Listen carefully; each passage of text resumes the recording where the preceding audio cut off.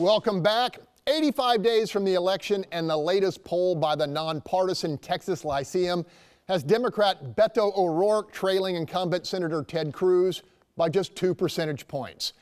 Even in a red state, that's considered a dead heat. For the candidates, it also makes every day until voters cast ballots crucial, and a reason we hope Congressman O'Rourke has returned to our hot seat. Beto O'Rourke, thanks for coming. Thank you for having me. Appreciate it. Hey, look, why has Senator Cruz agreed to debate you when other Republicans on the ballot are rejecting the offers from their opponents to debate? I don't know. I'm encouraged that there will be debates, and I'm also confident that we'll resolve any differences about the debates right now. For example, Senator Cruz has insisted that each debate be on a Friday night in the fall in Texas. Now, there are a lot of families who are watching football or have their kids playing in games. We want to make sure every family can participate, that every question can be asked by any Texan about any issue. And so we're hoping these can be open town hall style debates so that we can answer to the people that we want to represent in the U.S. Senate. Moving forward, you have been on the front lines of this ongoing immigration crisis. The Trump administration claims the zero tolerance policy that separated families was a necessary hard line to stop illegal immigration. What's your response to that? This is one of the most inhumane, cruel things this country has ever done.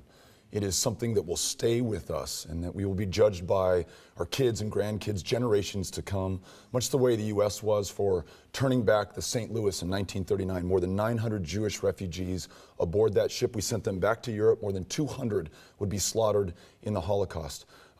Taking 100% of the kids from parents trying to claim asylum in this country, putting those kids in tent cities in Tornillo or sending them to foster homes, sending their parents back to countries they fled from in the first place, knowing not when or if they'd ever see that little girl or boy that they risked everything, including their lives for.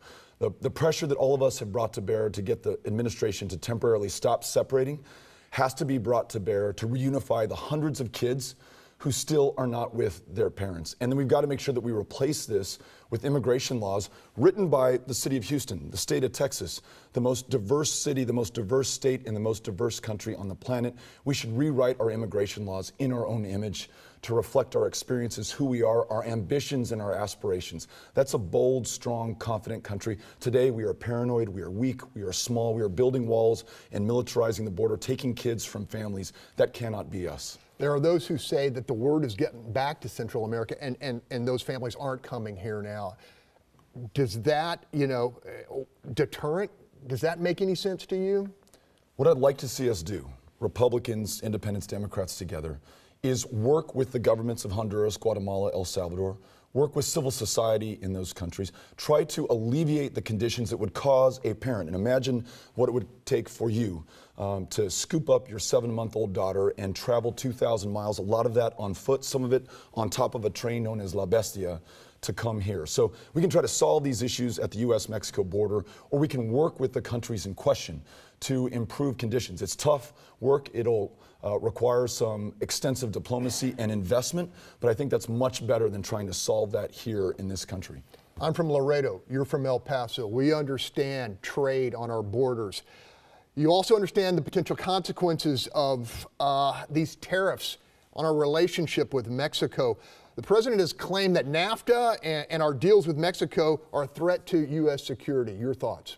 More than 1 million jobs in this state depend on our trade relationship with Mexico. And our trade relationships with all the other countries are millions more jobs in this state. It is our economy.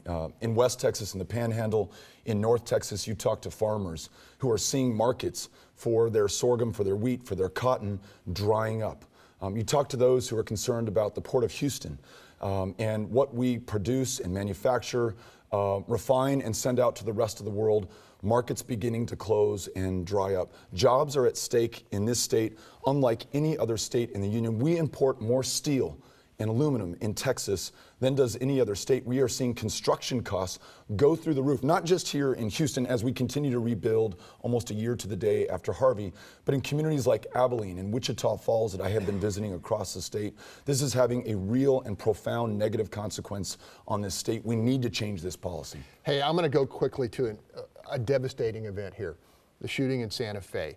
Republican leaders have offered proposals for safety, but no new limits on access to firearms. Do you agree with them? We need universal background checks, and that's just not me saying this. It's some of the students who survived that shooting.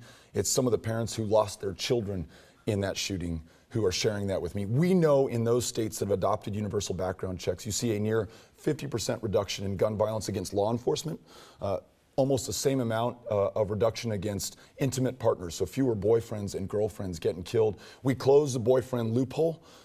We make sure that if you purchase a firearm, that we're able to check whether or not you have a propensity for violence against yourself or someone else in your life or the lives around you so that we can save more lives. This is a common sense solution supported by Republicans, Democrats, gun owners, and non-gun owners alike. Real quickly, Republicans are running on their tax cutting package. Critics have said they're just mortgaging our kids' future and on a improving job numbers for the election. Your thoughts? Are we mortgaging our kids' future by a deficit building or a very costly tax cut? I wonder what the people of the future, our kids, our grandkids, our great-grandkids are going to think about us. $21 trillion in debt already. We'll add $800 billion in deficit spending to that debt in this year. And our solution was to pass a nearly $2 trillion tax cut whose benefits flow disproportionately to the wealthiest Americans and to corporations already sitting on record piles of cash. And it's not like we don't have other pressing priorities. More than 50% of rural Texas does not have broadband internet. Try getting a job or finishing your education or starting a business without it. We're the least insured state in the country. We could expand Medicaid so that people aren't dying of the flu and diabetes here. The largest provider of mental health care services in the state of Texas is the county jail system in the state of Texas. That is unjust and unwise fiscal policy because it costs you $60 to put someone away in Harris County every single day, $14.50 for outpatient mental health care services. Congressman, would you vote to repeal some of these tax cuts, or would you leave them in place? I would. I would repeal them for the wealthiest Americans. I would repeal them for corporations. I would make sure that middle class and working class Americans are able to keep more dollars in their pockets, put them to use in their homes for their kids, for the generation that follows. But we have no business sending these tax cuts to the very wealthiest at a time of unprecedented income inequality in this country. It's not only bad for those families who have lost out, it's bad for our democracy in this deeply divided, polarized time. It's going to be much harder for us to come together if we're separated by a gulf that we've never seen in the living lifetime of anyone in this country. Congressman O'Rourke, thanks for taking the hot seat. Thank you. Hope you'll come back, okay? I will. All right, just ahead, Houston firefighters take their plea for better pay to the voters, but will the mayor convince taxpayers the price is just too high? We shall discuss after the break.